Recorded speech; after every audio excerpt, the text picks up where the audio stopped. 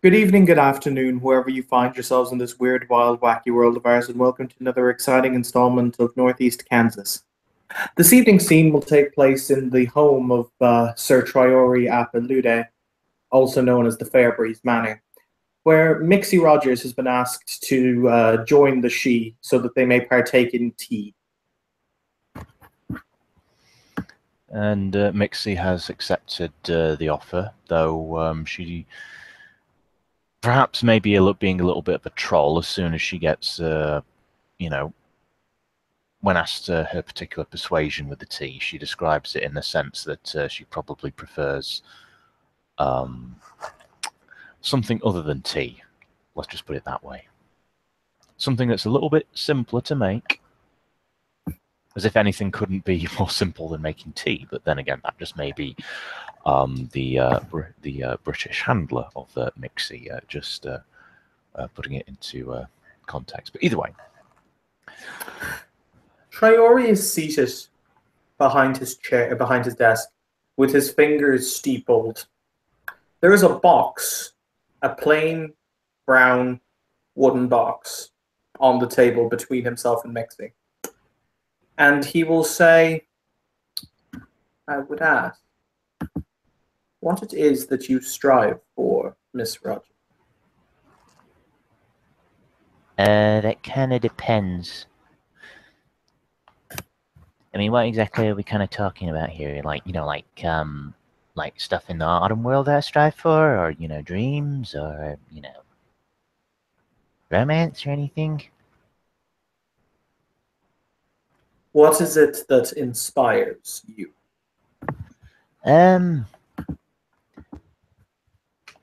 Mostly just, being a member of probably the most awesome country in the world.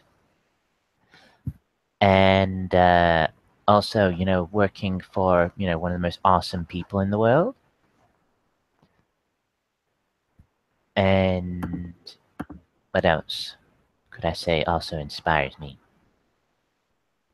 Oh yeah, having some of the most awesome friends in the world also. You represent a new way. Really? A changing time and tide in our people. And I will admit, I don't fully understand it.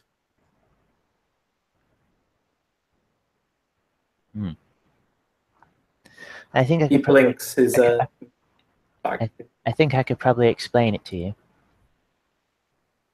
Please.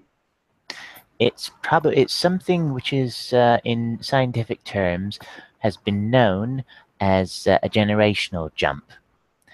And basically, I'm kind of like on the verge. I'm kind of like a proto generational jump, but I'm not exactly at the same time. Kind of like how there's always like people who kind of like look to a previous generation and think, you suck, and I can do things better. Well, that's kind of what I'm kind of aspiring to be, or that I am. But basically, what I am is a proto-Generation Z, also known as post-millennials. What age are you? A post-millennial? I don't know what that means. As in, you were born after the turn of the millennium. Well, no, technically it's kind of like different gen. Well, yeah, that, and also, well, no, technically no, I was actually born in like the late 90s.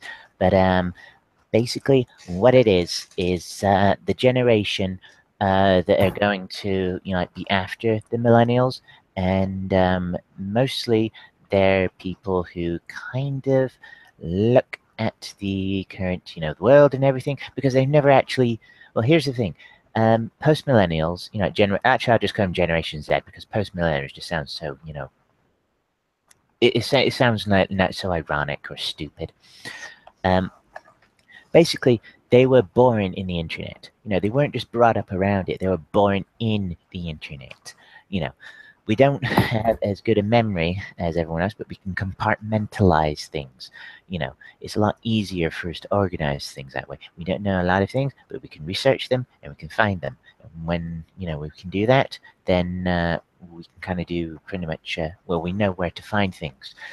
in addition to that, we're also kind of looking at this whole freedom thing from a different perspective, and we're not really taking it for granted because, when we were born or when we were growing up, we were in a state where, I mean, this is just for the United States, but when I was growing up, everything you saw in the news was boring. And there was also a lot of explosions. Some, not always in this country. Well, there was one in this country, and I think you kind of remember that. Yeah. Yeah. You have explained your point. Oh, great. Cool. He'll use his cane and he'll push the box towards you across the table. Ooh, what's in the box? You can see he's contemplating. He kind of narrows his brilliant purple eyes as he says, "The potential for your future."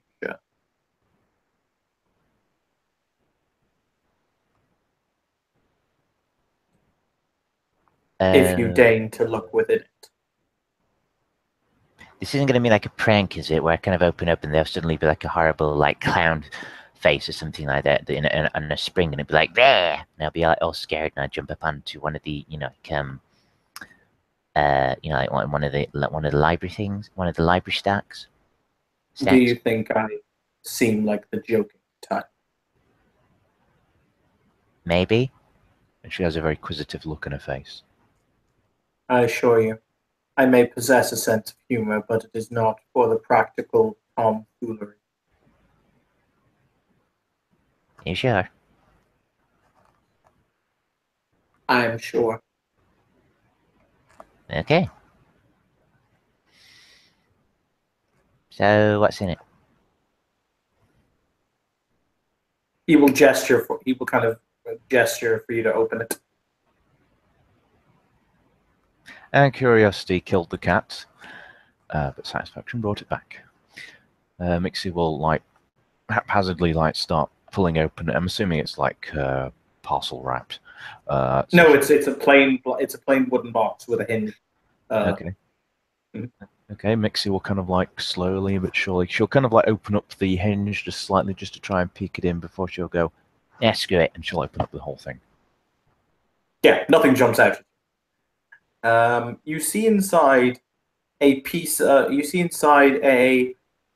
beautiful piece of red fabric with a silver moon emblazoned on it. And Mixie looks into it, and she kind of looks a little bit taken aback. Ugh. You show us what it is to live in the now, as opposed to in the past. I believe that is a worthy endeavor. I wish to take you to Squire, Miss Rogers, as I think that there is a need for a new generation of knight who understands this world and what it means to live within it.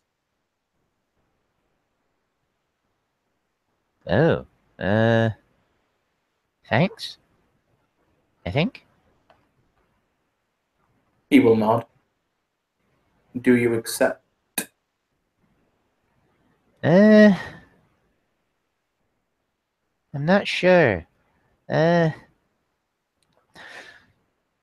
I don't really know too much about your particular house, and I mean, I know that there's kind of oaths and everything that I have to take, which is I'm totally cool with, but I might be kind of already betrothed to another house.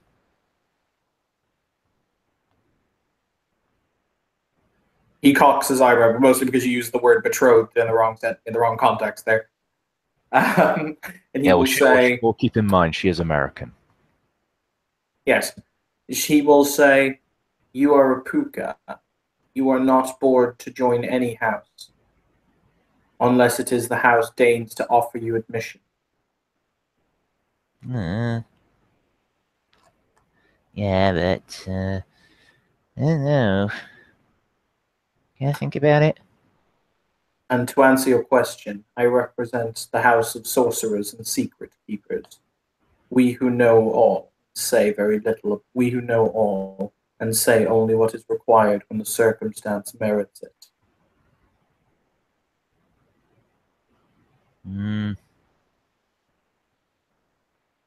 Can I go think about it? You may go and think. Okay. In other news, I've already finished the story, or the report, should I say? You want me? I mean, actually, I have it on my phone already. Do you want me to upload it for you? I thought you were going to give it to me in a hardback copy. Yeah. Oh yeah, I did. But also I can. Well, if you have a computer and a printer, I can print it out for you right now. Very well then. Elizabeth will take you to her office where there is a computer, because Priori doesn't have one in his library. Okay, Miss Elizabeth, I'm going to print this out. So I'm going to get the printer switched on, and also the computer switched on as well. And I'm going to need where did I leave my? Oh yes, here we go. Here's my USB cable. We're going to split it into there and there, and I'm going to be filming there. And Mixie will kind of, I mean, as she's like saying all this stuff, she's actually doing it herself. So, Elizabeth doesn't need to lift a finger. And essentially all Mixie's going to do is just, upload the PDF, the WordPad file, because we're going old school here. And because, WordPad is multi-format. She uploads it onto the computer, and she then prints it off. It's maybe a couple of pages, perhaps, maybe a little bit more than Trio was probably expecting. Cool. How many successes did you get in the writing of it? Shauna actually hasn't asked me to do any rolls for it, but okay. We'll see how it goes. In all honesty, you'll have to message him because he hasn't asked me, and. In that case, I'll just assume you did really well, because yeah, she does have a very good height. She does have a good expression score. Okay. In that case, Elizabeth will bring it back to Triori. She's going to leave you in her office because you said you needed time to think. So she's going to leave you there. She will bring the missive to Triori on a silver tray. And you are told. You are, you can have you can walk around the ground, you can come, you can go home, with whatever you like, so you can think about and ponder your answer. Yep. Mixie probably, I mean, she'll obviously, come back and speak to Triori, but, if the subject of joining the house comes up, she is most likely just going to say, I need more time to think about it. Cool. Well, I tell you what. How about we call it there? Because I only really wanted to do a very short scene. Because I have to do the sleep thing soon. Yeah, so thank you, players, for playing. Thank you, watchers, for watching. Maybe we'll get an answer from Mixie soon. Who knows? All right. Have a good one.